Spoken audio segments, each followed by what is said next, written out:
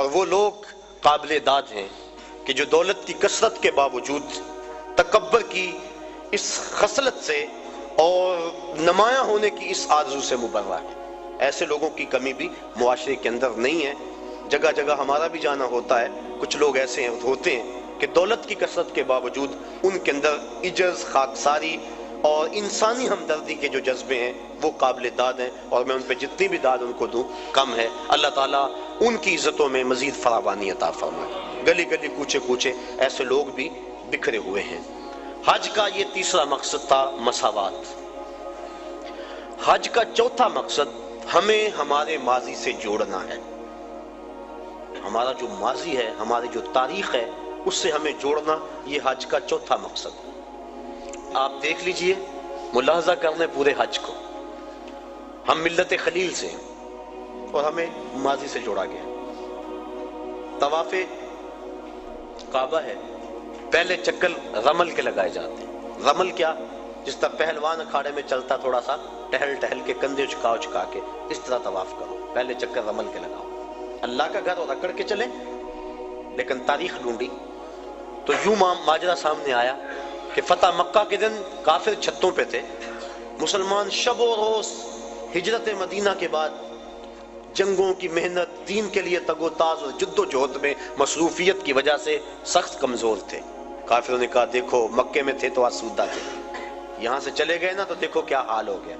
آقا کریم فرمایا ذرا تم تھوڑا سا ٹہل کے چلو تاکہ انہیں پتہ چلے ہم ماڑے نہیں تگڑے ہیں۔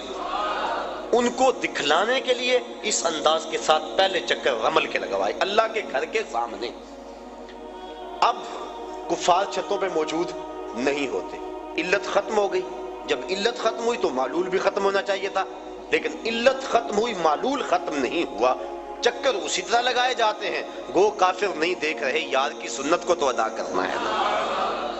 تو یہ ماضی سے ہمیں جوڑا جا رہا ہے، ہمارا ذہن پلٹ کے ادھر چلا جاتا ہے اور فتح مکہ کا منظر آنکھوں کے سامنے گھوم جاتا ہے اور اسلام کی شان و شوکت سمجھ میں آتی ہے۔ اب طواف کر لیں تو حجر اسود کو چومنا ہے۔ حجر اسود ایک پتھر ہے سیاہ رنگت کا، اور اس کو بڑھ بڑھ کے چوما جاتا ہے۔ انسان اپنی اکلوتی اولاد کے لیے اتنی کشش نہیں پاتا اپنے دل میں جتنی اس پتھر کے لیے پاتا ہے۔ تو کیا کشش ہے اس پتھر میں؟ حضرت عمر فاروق طواف کرتے کرتے رک گئے اور کہا اے حجر اسود، میں تجھے کبھی نہ چومتا اگر میرے رسول نے نہ چوما ہوتا۔ اب حجر اسود کے بعد آئیں، مقام ابراہیم پہ آ کے 2 نفل پڑھے۔ اللہ تعالیٰ نے اس کو کہا کہ اس کو مصلی بنا لو، کیوں کہ اس پتھر پہ میرے خلیل علیہ السلام کے قدم لگے۔ میرے گھر کا طواف کر لیا، لیکن اگر محبت کی ریت سمجھتے ہو اتنی دیر تک طواف نہیں مانوں گا جتنی دیر تک تمہاری پیشانی وہاں نہ آئے جہاں میرے یار کے قدم آئے۔ کہ اس کو مصلی بنا لو، قریب نماز پڑھو، سیدھ میں نماز پڑھ لو، قریب نماز پڑھ لو، اس کے آس پاس جہاں تمہیں جگہ ملتی ہے نماز پڑھ لو۔ یہاں نماز پڑھو گے اللہ تمہاری نماز قبول کرے گا، حج بھی قبول کر لے گا۔ ذرا غور کیجئے، اسلام نے تو پتھروں سے دور نہیں ہٹایا، پتھروں سے ہٹایا ہے، پتھر توڑے گئے، لیکن حجر اسود بھی پتھر، مقام ابراہیم بھی پتھر، ان پتھروں کے نیڑے کیا جا رہا ہے۔ پتھروں سے دور کیا، ان پتھروں کے قریب کیا جا رہا ہے۔ کہا یہ وہ پتھر ہیں جس پہ کسی کے قدم لگے ہیں، کسی کے لب لگے ہیں، اس لیے ان پتھروں کے قریب کیا جا رہا ہے۔ اب آگے آئیے، چاہے زمزم پہ چشمہ پھوٹ رہا ہے، پانی کھڑے ہو کے پئیں، جو دعا مانگے پوری ہوگی، جس نیت سے پئیں پوری ہوگی۔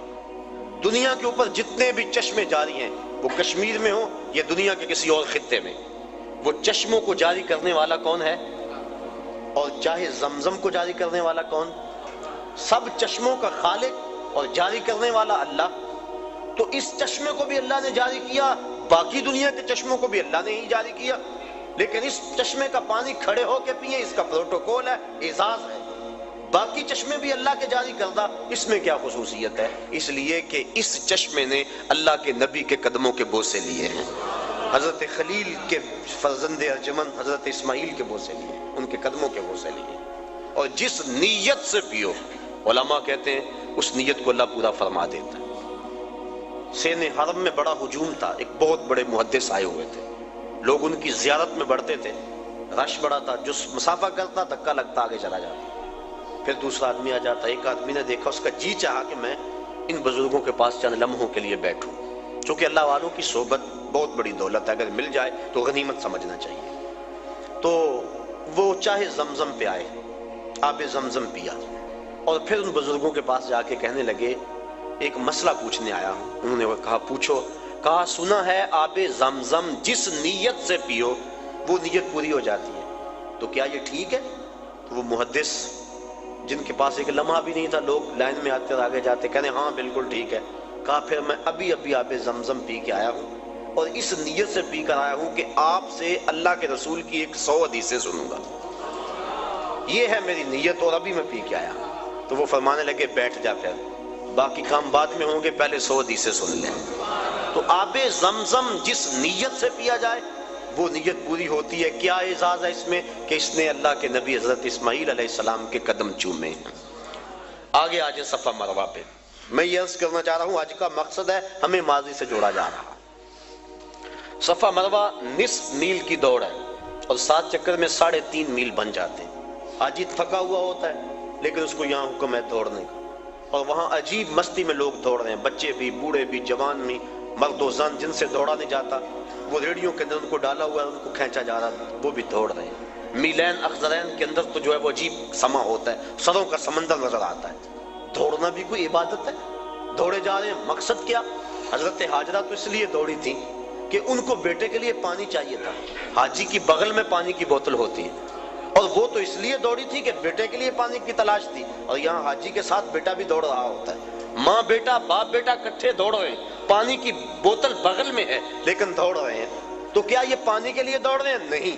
بیٹے کے لیے دوڑ رہے ہیں؟ نہیں، یہ تو محبوب کی ادا کو ادا کر رہے ہیں۔ اور حضرت حاجرہ نے اس وادی غیر ذی زرع کے اندر جس طرح جرأت و استقامت کا ثبوت فراہم کیا، آپ نے علماء سے سنا، تفصیل کا وقت نہیں، کہ جب جناب خلیل علیہ السلام سیدہ حاجرہ کو چھوڑ کے واپس پلٹنے لگے تو یہ سحر کا وقت تھا، تو حضرت حاجرہ بھر کے ان کا دامن تھام لیا، تمسکت بِأَزْيَالِهِ، دامن تھام کے پوچھنے لگی اس تنہائی اور غربت میں چھوڑ کے کہاں جا رہے ہیں؟ وہاں انسانی وجود کیا، حیوانی وجود بھی نہیں تھا۔ مورخ اسلام فی جلندری اس جگہ کا نقشہ کھینچتے ہوئے لکھتا ہے وہ وادی جس میں وحشت بھی قدم رکھتی تھی ڈر ڈر کے، جہاں پھرتے تھے آوارہ تھپیڑے باد سر سر کے، جہاں پر گھاس اگتی ہے جہاں نہ پھول کھلتے ہیں، مگر وہ سرزمین ہے آسماں بھی جھک کے ملتے ہیں۔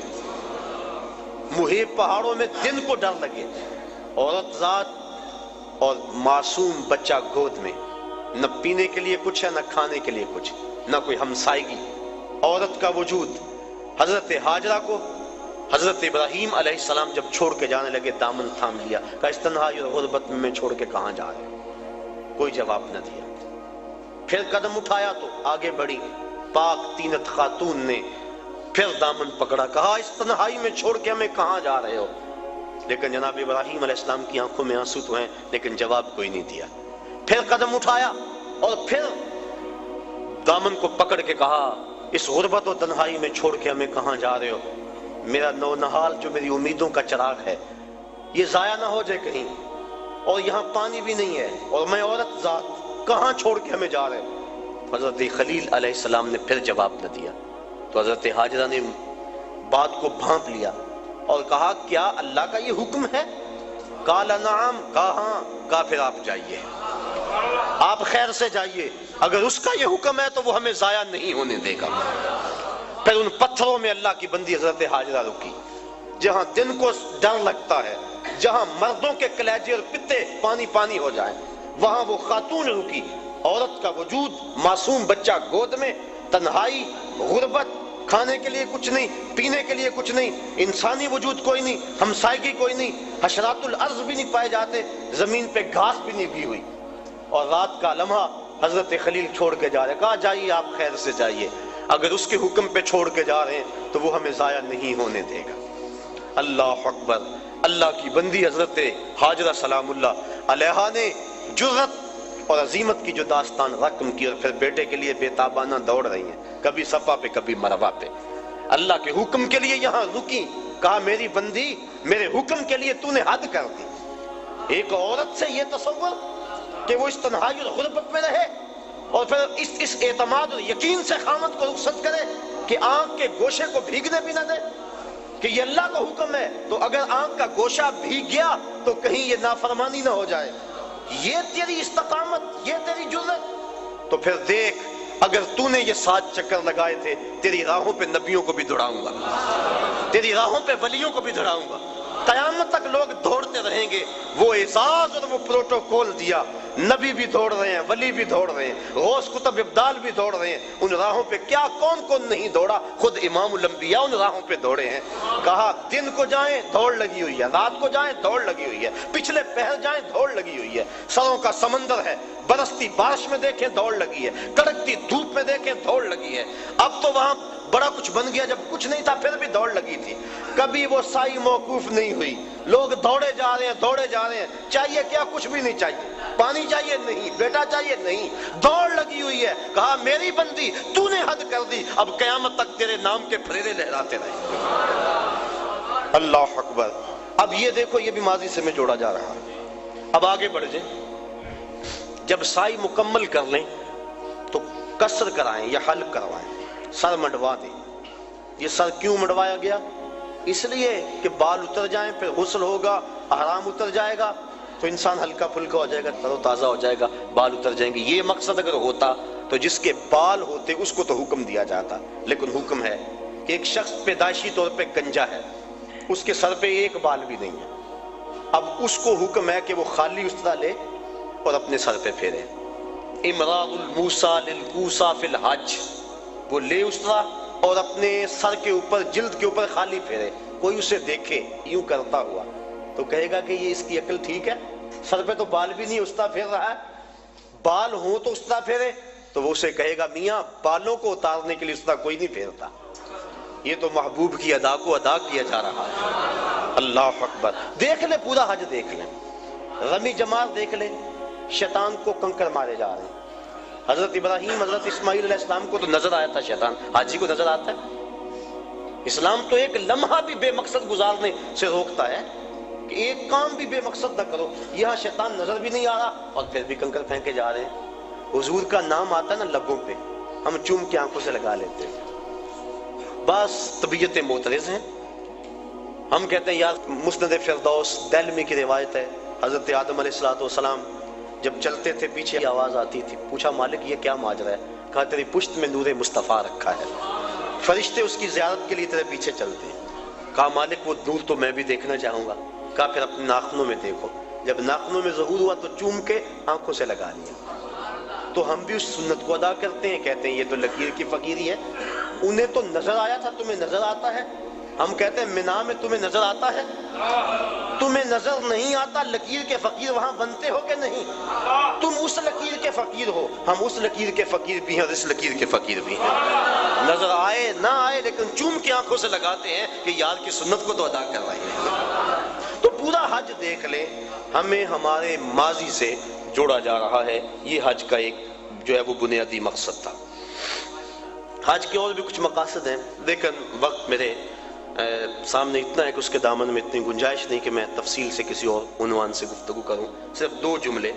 حج ہو گیا، واجبات بھی ادا ہو گئے، سنن بھی ادا ہو گئے اس کے، اور اس کے اراکین بھی ادا ہو گئے۔ اب حج مکمل ہو گیا، اب کیا کریں؟ اعلیٰ حضرت فرماتے ہیں حاجیو آؤ شہنشاہ کا روضہ، کعبہ تو دیکھ چکے اب کعبے کا کعبہ دیکھیں۔ اللہ نے جن کو حج یا عمرہ نصیب کیا ہے اللہ انہیں بار بار نصیب کرے، اور جن کو یہ سعادت نصیب نہیں ہوئی انہیں بھی بار بار نصیب کرے۔ مدینہ شریف شمال میں ہے مکہ المکرمہ سے، اور کعبۃ اللہ کا جو میزاب ہے، پرنالہ جسے کہتے ہیں، اس کا رخ ادھر ہے، شہر محبوب کی طرف۔ تو اعلیٰ حضرت فرماتے ہیں حاجیو ذرا غور سے دیکھو کعبہ کیا کہہ رہا ہے، بازو نکال کے بتا رہا ہے اگر قبولیت کی مہر لگانی ہے تو مدینے چلے جاؤ۔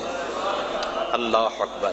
تو حضور علیہ السلام کے روزے پہ حاضری دینا قریب واجب ہے، علماء نے لکھا، اور حضور نے ارشاد فرمایا من حج البیت ولم یزرنی فقد جفانی، جس نے حج بیت اللہ کیا اور میری زیارت کے لیے نہ آیا اس نے میرے اوپر ظلم کیا ہے۔ اور قرآن مجید کی آیت گواہ ہے وَلَوْ أَنَّهُمْ